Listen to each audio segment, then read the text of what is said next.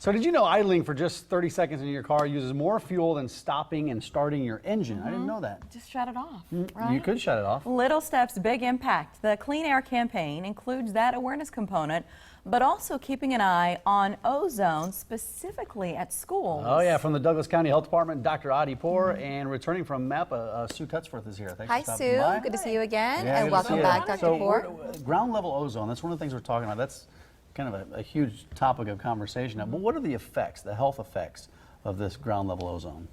You know, first of all, you are mentioning correctly ground level ozone. There are two types of ozone. And of course, we know the ozone in the stratosphere is good for us. So the ground level ozone is what we are concerned about, specifically with people with respiratory illnesses, the elderly, and children.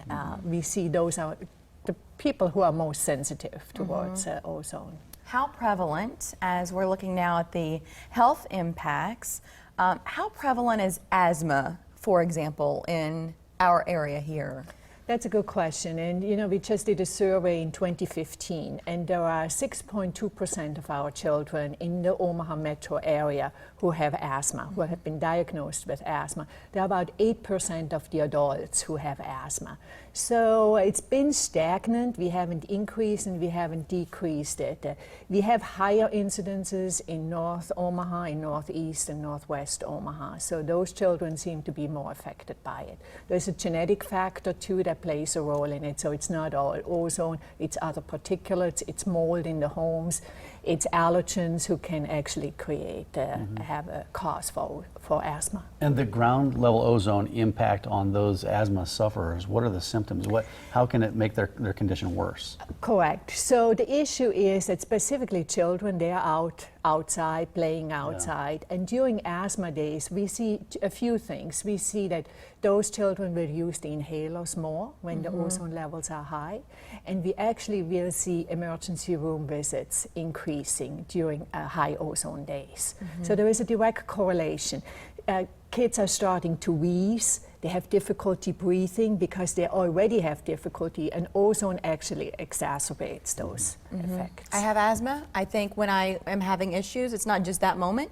I can feel it for a few days after the fact. And you think about these kids, you know, and what they're going through and how it affects everything from their health to their performance in school. I think it's interesting what you're doing here with schools and monitoring, Sue. This program, lay it out for us, and how does it work? Well, we thought it would be just a great idea in our efforts to try and create awareness and educate the public about the issue of ground level ozone locally, that we would reach out to area schools and see if they were interested in providing a curriculum and lesson plans around air quality. And then we also had a donation of handheld air quality monitors. The Clean Fuels Omaha Coalition purchased those and donated them to MAPA. So the kids can actually use these as part of a way to visualize ozone in the environment.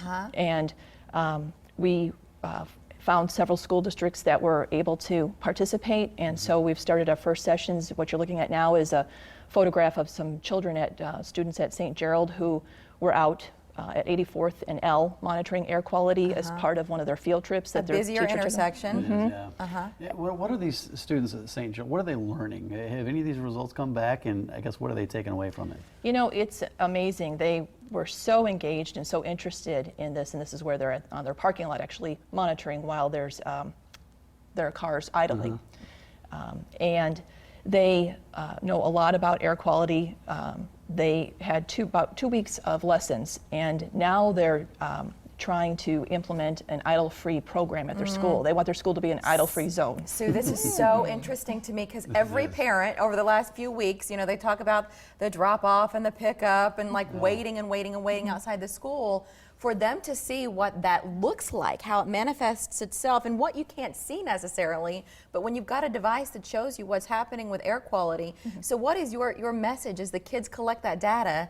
What can they then say to their parents about clean air? Well, we would just ask them to take one of the little steps that we promote as helping air quality. They're already on the no idling part. MAPA didn't have to say anything to them about that. In fact, a student in a class shared that he told his dad when he got in the car after baseball practice to turn off the engine while they're waiting for his sister to come out from something else.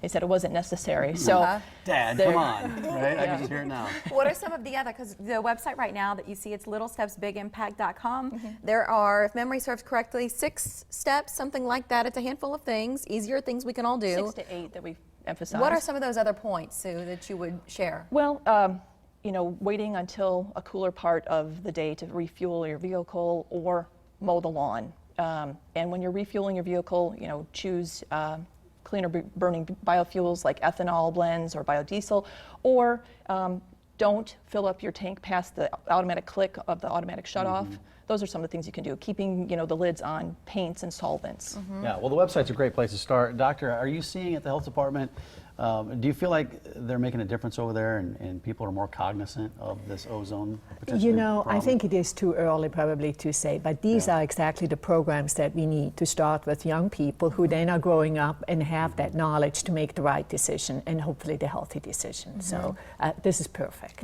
Consistency. So, Yeah. and maybe in 13 Maybe. years from now, Doctor, as we were talking when we first met so long ago, we'll start to see that the kids no longer have to have these conversations with their parents, that we all get it. If you'd like to learn more about MAPPA and this Little Steps Big Impact campaign, visit the website or call the number you see there. Doctor, thanks for stopping by. Great to see you again. And Sue, good to see you as well. Good to see you. Thank you both. Well, Anthony Doors, all the light